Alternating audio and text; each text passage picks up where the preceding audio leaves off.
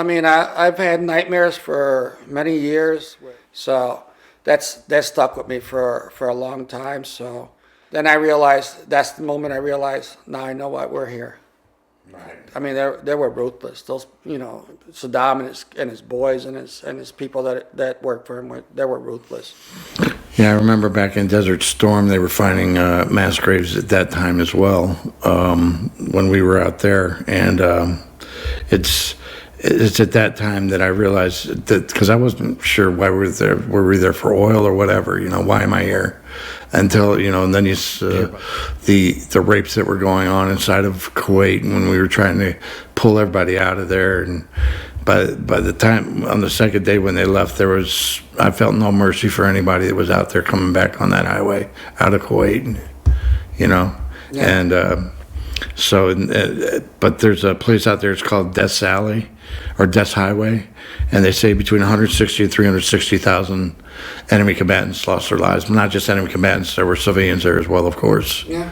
But they just got caught up in the crossfire, and I felt absolutely no remorse for those people after everything I was hearing. They're boiling people in oil, using gas up north and everything else, and I'm hoping that was true, that they were actually doing that.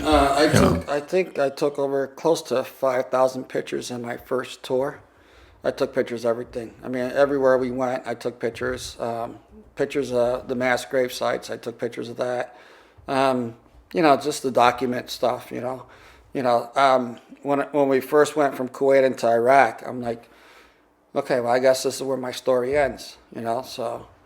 But, survived the whole year of all kinds of other stuff going on. So how many years were you over in Iraq altogether? The first stint was from December 2003. So about by the time you acclimatize and everything, about 12, 13 months, maybe 14 months. Okay. Yeah. So you have a 45-day period of what they call a transitional, from relieving the people that you're relieving, and you fly around with them for about 30 to 45 days. So that doesn't count.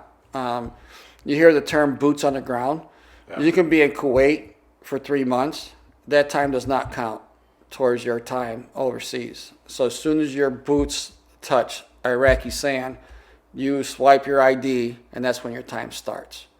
And like the Air Force, you would go there for 9 months. Army and Marines, you would be there anywhere from a year to 18 months. Right. So and that's what we did. Once the mission was complete with the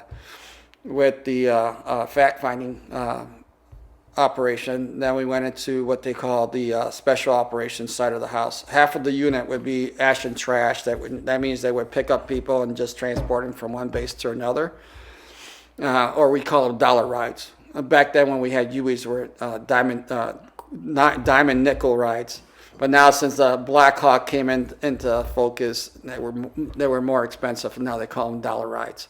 And then the other half, you would disappear. The other half of the company would disappear, or half of the battalion would disappear, and that's all your special operations, which was Task Force 714. And can't talk about the operations we did with those because they're classified. You're working with Delta and the SEALs at that point. Yeah. Those are your Tier 1 and Tier 3 operators.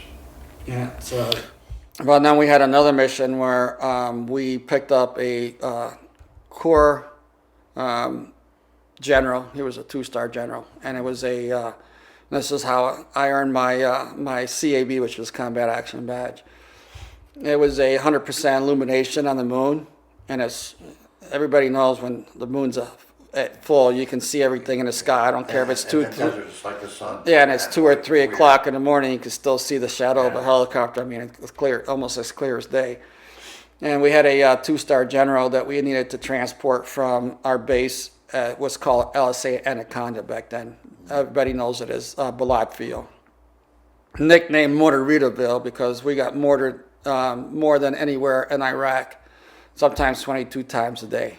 Mortars and rockets would come in. Didn't you have attack helicopters out there to take care of that shit? We had reverse batteries, mortar teams that on radar it would show up where they were coming from. Where they were coming from. They call it a POO, point of origin, and then they would do a counter battery into that point, and then you had your quick reactionary team that would go out there and do a body count. But they come to find out that the Iraqis were adapting just like they did in Vietnam. They would go out to their fields in the middle of the night, and they would take these like Coke cans, and they would take the top and bottom off and then tape it together and then bury it into the ground.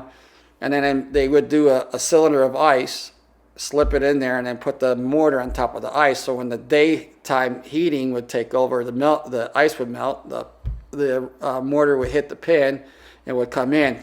And nothing was aimed. Everything would just come in just to hit whatever it hit. And so we would send that quick reactionary team out there to check on body counts, and they said, like, there's no body parts. There's nothing out here. Are you sure this was the point of origin? And I said, yeah. So we were given the order that anytime that we were coming back from a night mission, because the operators only operate at night. We own the night. We use night vision goggles. And that's the main.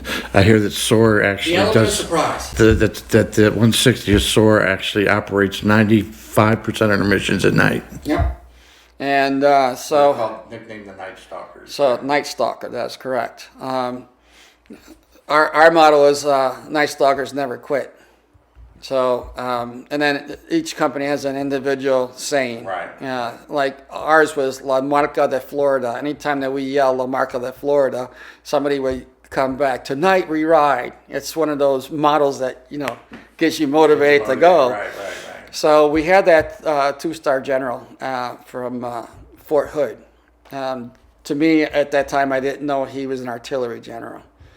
All I know is that he was supposed to be transported from LSA Anaconda down to Baghdad for a meeting at 6 o'clock in the morning.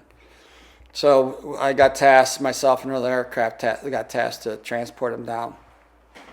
And we had to have an 06 or higher to sign off on this mission, because it was a high-risk mission because it was 100% illumination from the moon. Right.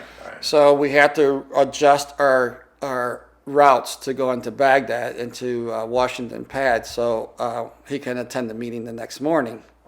And it was like 3:30 in the morning when we got the clearance, and so the mission was to go. And we skirted a lot of the towns. Usually, we fly over the town at nighttime. We're flying at a certain feet footage from the ground. We had to clear some high tension power wires and towers. So we had to be a certain feet above those towers to clear the towers at nighttime. And so we're flying along, and we're outside this village. We're probably about a mile outside the village. And next thing I know, Chalk 1 is the #1 aircraft. Chalk 2 is the second aircraft. And we're staggered left. So I'm here in this aircraft. My friend Danny Kerr, the other crew chief, is on this aircraft. Mike, I forget Mike's last name, and Plummer was on the left side. And so we're flying staggered left like this. And we're going across or around the village. And next thing you know, Plummer has been in the unit for 6 years. Plummer was the type of guy that nobody understood because of the language. He sounded Jamaican, but he was actually from Trinidad and Tobago. But nobody would ever understand him, because when he talked, everybody looked at me, what'd he say? So I kind of had to translate, because I hung out with Plummer all the time. Matt Plummer was his name. God, I can't remember Mike's last name right now. But we're flying around the village, and next thing I know, Plummer comes over the radio wave saying, flare left. They were coming out of the villages. And you saw, here goes my hairs again. You saw 2 flares going up like this, but they were like at a separate angle. And then even before, when I noticed them, they were leveling off. Plummer, plain as day, everybody understood Plummer then. He said, missile left. Oh. And I had Mr. Jerry Furlong along with me in the aircraft, my aircraft, and I think it was John Ross on the other seat. Joe Langlos was in Chalk 2, and I forget who was his a co-pilot was.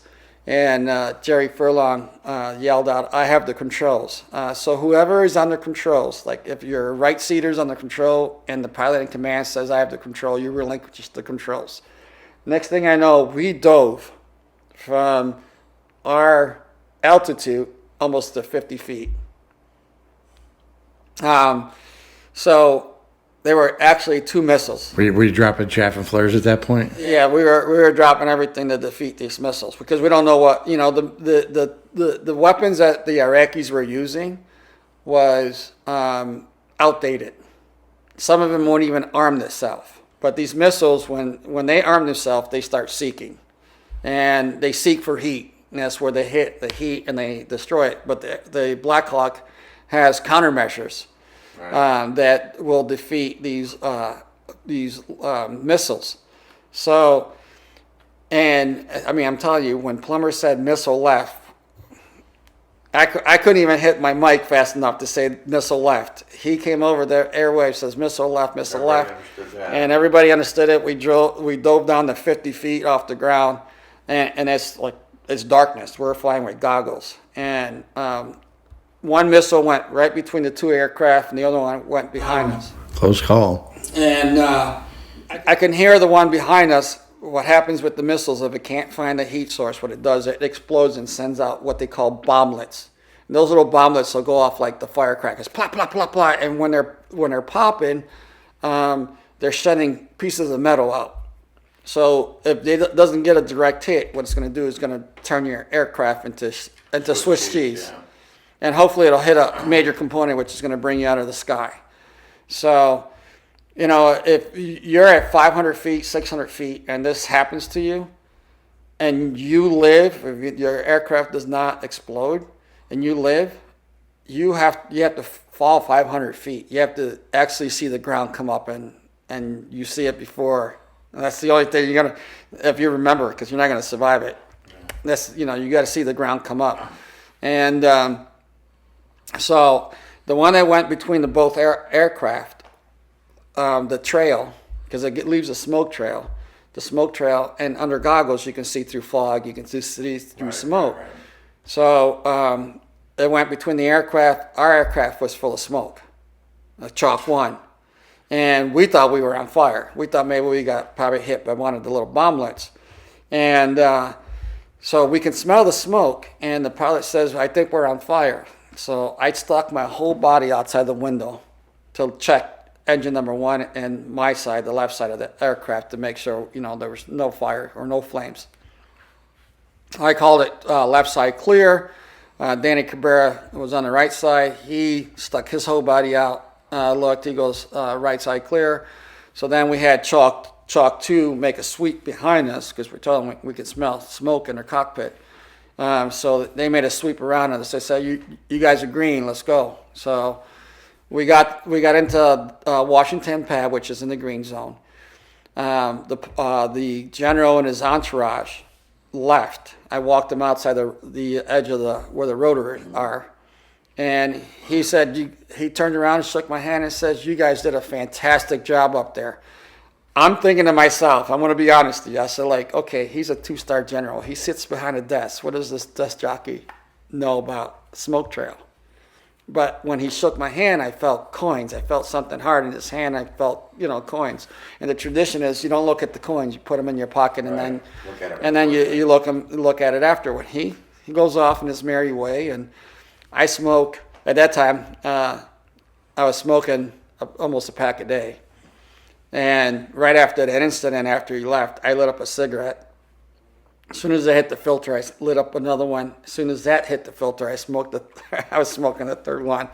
My other crew chief comes over, Danny Cabrera, and says, "You okay?" And I said, I'm good, let's go. And then we did our rest of our missions for the rest of the night. So that's how I earned my my combat action badge. Yeah, because the combat action badge, the way that they determine that you qualify for a combat action badge is the wording is you have to be directly or indirectly engaged by an enemy, and by being shot by the 2 missiles. And the only reason I remember this story, because I remember Plummer calling missile left, But everything in between, I don't remember. But when you receive your combat action badge, there's a narrative that one of the pilots or somebody on that aircraft writes. Could have been the general, could have been. So that's I remember the narrative. I have it hung up on my office in the house. So yeah, so that's how I got my combat action badge in Iraq on my first time.